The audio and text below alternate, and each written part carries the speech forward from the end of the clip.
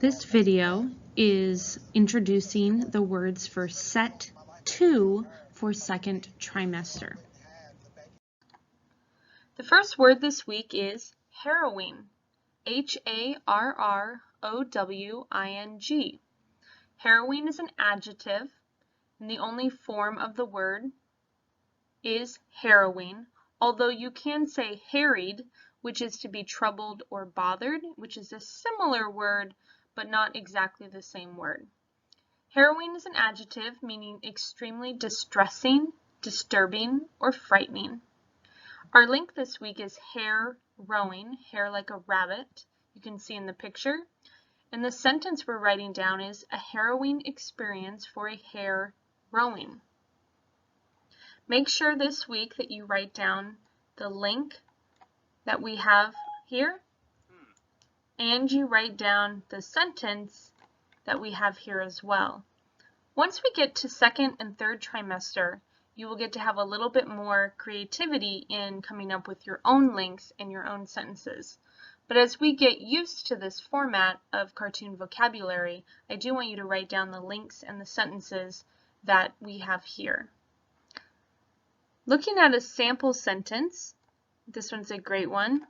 After the harrowing experience when Eddie's main parachute didn't open and his emergency chute saved him only at the last minute, he vowed never to jump again.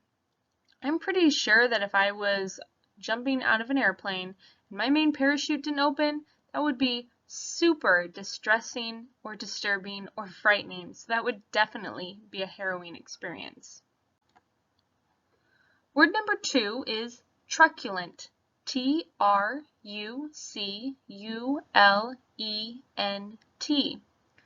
Truculent is another adjective, and again, this is the only way that you can use this word. It's the only form of the word, truculent.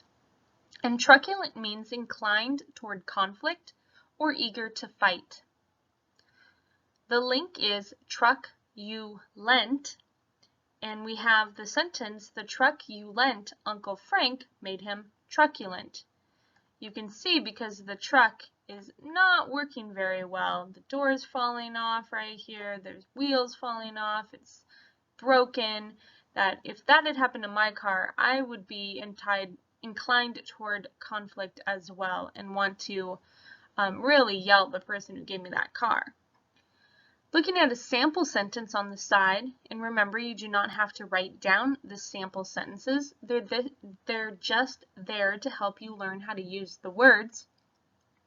I really like the second one. A truculent attitude seldom wins friends or influences people in a positive way.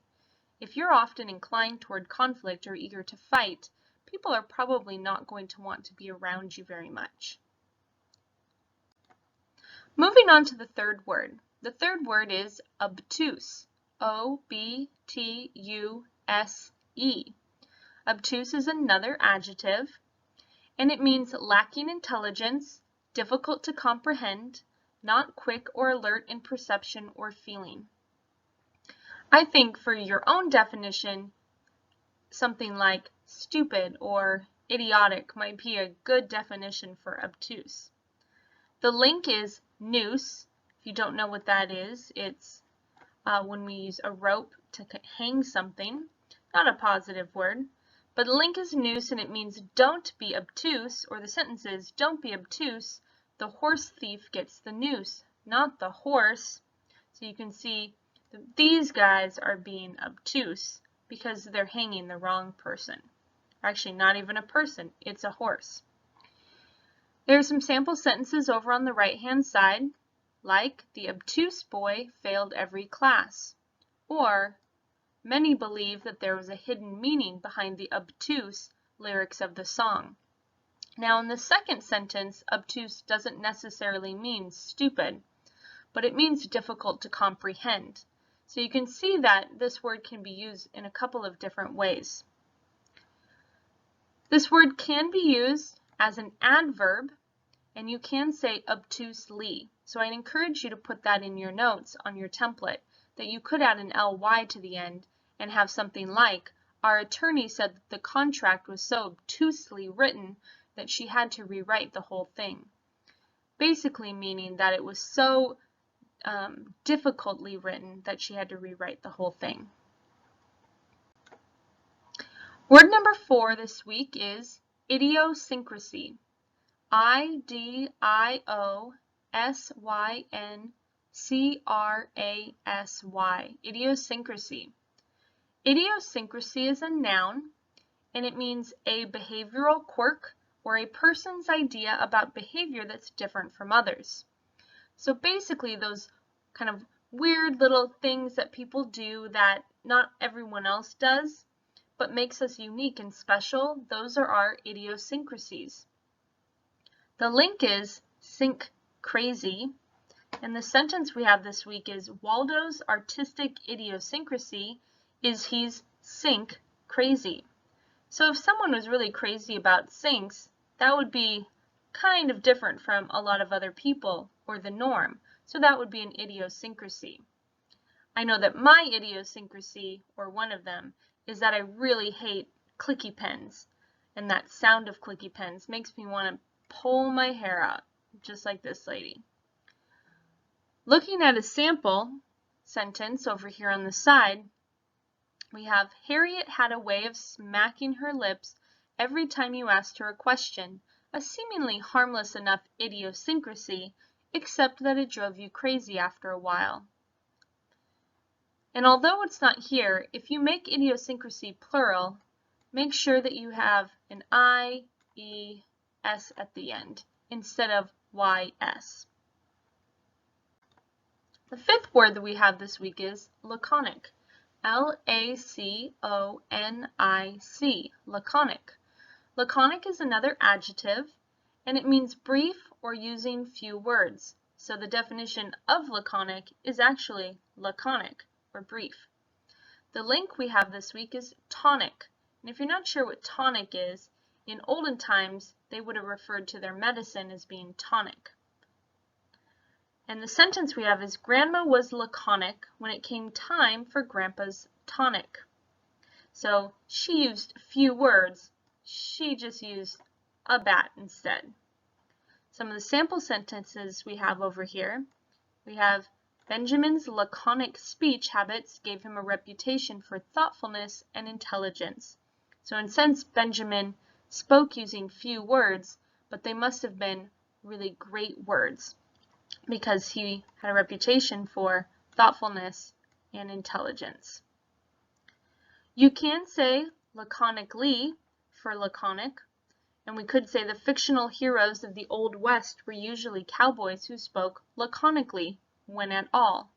Laconically changes it to an adverb, because we added ly, so you're pretty much saying cowboys who spoke briefly, laconically. Word number 6 this week is marauder. M-A-R-A-U-D-E-R.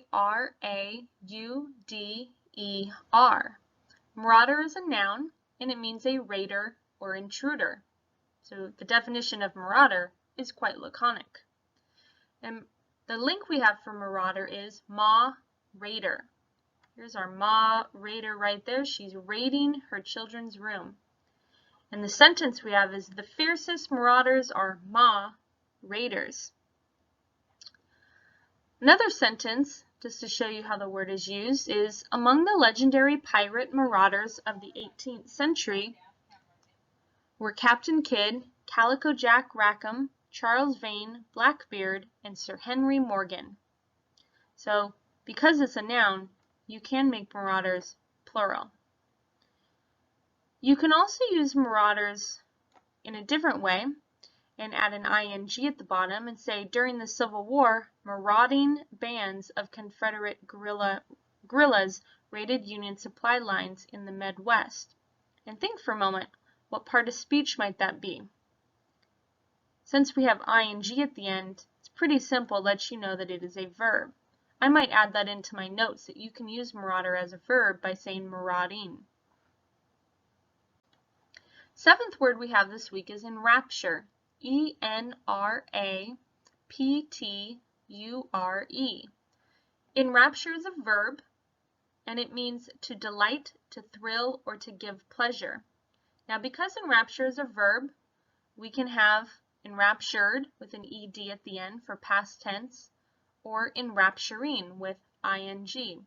We can also have enraptures with an s. The link we have is capture, and we have the headhunters were enraptured when they captured Mr. and Mrs. Cranium. Now, they would be excited to capture these people with big heads if they were head hunters. It's kind of a funny one. Just to show off one of the sentences over on the side on how the word is used, let's look at the third one. The kids were enraptured with the idea of taking the day off from school and going to Disney World. That would be really awesome if we lived in Florida to take the day off school. So that would definitely be enrapturing. The eighth word we have this week is emulate. E-M-U-L-A-T-E. Emulate is another verb, and it means to attempt to equal or surpass, especially through imitation. Because it's a verb, we can say emulated, and it's not here, but you can say emulating, or we can say emulates with an S. The link this week is imitate, which is a really nice one because it really helps us remember what the definition of emulate is. And we have the sentence, Jimmy emulates his dad by imitating him. So he's trying to equal him, especially through imitation, or be just like him. Kind of think of it as like an equal sign. We have some sample sentences over here on the side, and let's just pick out one of them to look at. Let's look at the first one. Most people emulate those who they most admire. You generally wouldn't use the word emulate to talk about trying to be like someone you don't admire. So this would be a positive word to indicate that you're trying to imitate or be like someone that you really admire. The last word we have this week is nepotism.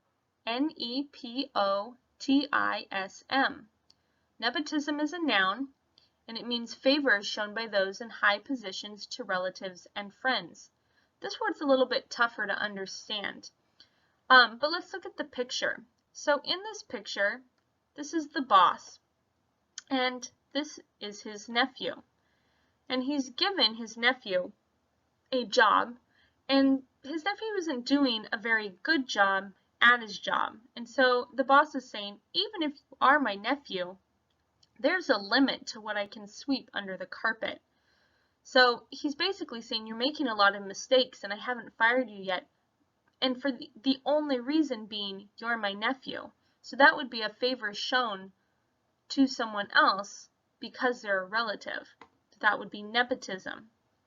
The sentence we have, or the link we have, is nephewism, and the sentence is Mr. Roberts, the CEO of the company, shows a little nepotism towards his nephew. Here's another example of nepotism being used in a sentence. The players knew it was nepotism when the coach named his son starting quarterback, even though he was the worst player on the team. Nepotism can only be used in this form of the word. You wouldn't even add an S to make it plural. You can just say nepotism. That's the end of this vocabulary presentation. Now make sure in your template you've added your pictures and you've added your own definition of the word, trying to simplify it in some way so it makes sense to you. I'll be checking these off when we get to next Wednesday, which is October 5th. So be ready. So that concludes this set's introduction to the words. So just a reminder, since this is just a second set, what do you do now? Remember to choose a practice task to complete. This will help you again to review words and definitions. If you have any questions, talk to me about that. And then when you think you're ready, take the knowledge check quiz on Edmodo.